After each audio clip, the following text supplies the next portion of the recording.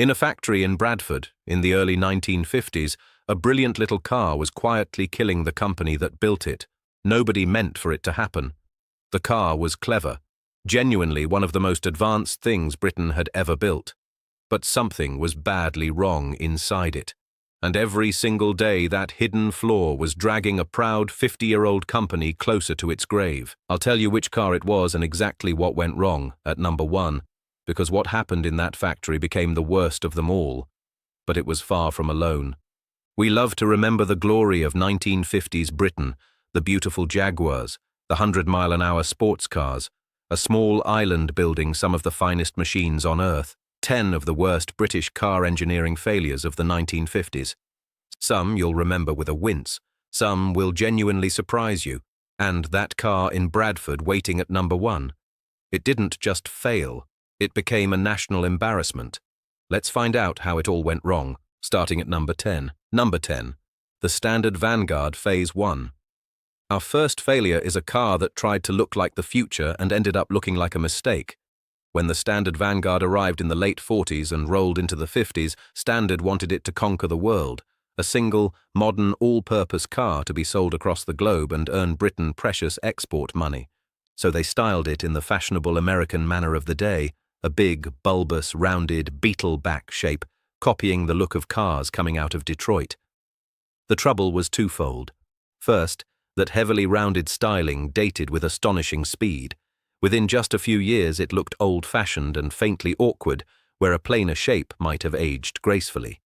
And second, the early cars had real teething troubles, with a tendency to overheat and a general roughness that didn't match the global ambitions Standard had for it.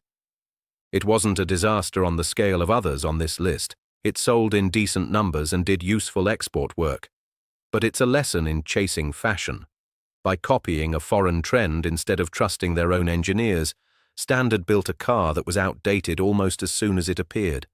A car that aimed to look modern and aged in dog years.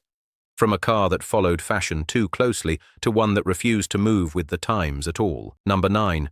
Ford's side valve stubbornness. Here's a failure of a different kind. Not a single bad car, but a stubborn refusal to let go of the past, dragged out for far too long. All through the 1950s, while the rest of the industry was modernizing, Ford of Britain kept building cheap cars around an engine design that was, frankly, ancient. The side valve engine, the basic low-tech unit found in cars like the Ford Popular and the early Anglia, was simple and cheap to make, and Ford clung to it long after rivals had moved on to more efficient overhead valve designs. The result was cars that felt decades out of date even when brand new. They were wheezy, gutless, and thirsty for the power they produced. A 1950s Ford Popular, sold new, carried engine technology that belonged to the 1930s. And you felt every one of those missing years every time you tried to climb a hill. Now, in fairness, this stubbornness had a logic. It kept these cars cheap, and cheap put people on the road who otherwise couldn't afford a car at all. But, as a piece of engineering, it was a failure of ambition. A great company choosing to look backwards while the world moved forwards. Ford got away with it because of price, but good enough and cheap is how you lose your lead. And speaking of looking backwards, the next car was old before it was born. Number 8. The Singer SM1500. Singer was once one of the giants, for a time, one of the 3 biggest car makers in all of Britain. The story of how it fell is written into this car. After the war, Singer needed a modern saloon to compete, and the SM1500 was their answer. On paper it had some advanced ideas, but the execution let it down badly. The styling was heavy, slab-sided and dull, a thick, ungainly shape that looked old-fashioned next to crisper rivals, and it was underpowered for its weight, leaving it feeling sluggish and uninspiring to drive. The deeper problem was that Singer, a proud independent, simply didn't have the money to develop and build cars competitively anymore. The SM1500 sold poorly. Each disappointing model drained more of the firm's dwindling strength, and the company slid steadily towards the edge.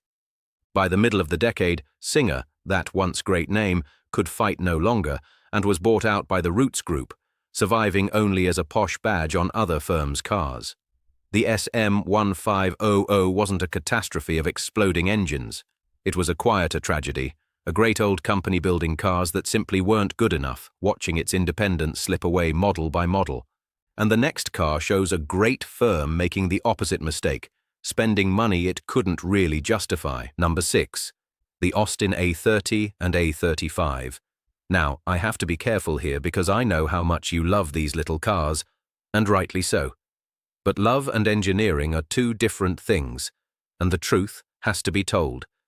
The Austin A30 and its successor, the A35, were charming, cheeky, friendly little cars, and they introduced the world to the brilliant little A-series engine that would go on to power the Mini. In so many ways, they were a genuine success, much loved then and now. But they shared a fatal weakness that haunted nearly every British car of the era, and in their case, it was especially cruel. They rusted, catastrophically. The thin metal and the simple construction were no match for Britain's damp roads and salted winters, and these little Austins dissolved with heartbreaking speed. Wheel arches bubbled, sills rotted, floors crumbled. A car that was mechanically willing to run for many more years would simply rot away beneath its owner. This was the great unsolved engineering failure of the whole British industry in the 50s, a near-total failure to protect cars against rust. We built engines that would run forever and wrapped them in bodies that returned to the earth in a few short years. So many of these beloved little cars were lost not to worn-out machinery, but to corrosion that better engineering could have prevented. We loved them. The rust didn't care. And the next car was undone not by rust, but by a strange idea. Number 5. The Triumph Mayflower. Here's a car that failed because somebody fell in love with a design idea that simply didn't work at that size. The Triumph Mayflower, launched at the turn of the 50s, was built around one bold styling concept: razor-edge coachwork. This was the sharp-creased, formal, knife-edged look of grand limousines and Rolls-Royces, all straight lines and dignified angles. The idea was to take that stately, expensive look and shrink it down onto a small, affordable saloon, giving the ordinary buyer a slice of limousine grandeur. On a great big luxury car, those razor-edge lines looked magnificent. Shrunk onto a tiny economy saloon, they looked awkward and oddly proportioned. Too tall, too stubby, a formal top hat perched on a small frame.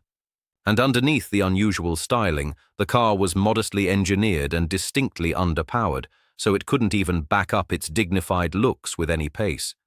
It was a misjudgment of concept, plain and simple. Triumph aimed for miniature limousine and landed on oddity. It didn't sell in the numbers hoped, and production ended after just a few years. The irony? Triumph would soon find huge success building sleek, sporting cars, the exact opposite of this stiff little gentleman. A brave idea, wrongly judged. And the next car was a far more expensive miscalculation. Number 4, the Austin Atlantic. This is the story of Britain trying to conquer America and getting it completely, expensively wrong. After the war, Britain desperately needed to sell cars to the United States to earn dollars. So Austin designed a car specifically to charm the Americans, the Atlantic, a flashy convertible dripping with chrome, with curved styling and showy details aimed squarely at American taste.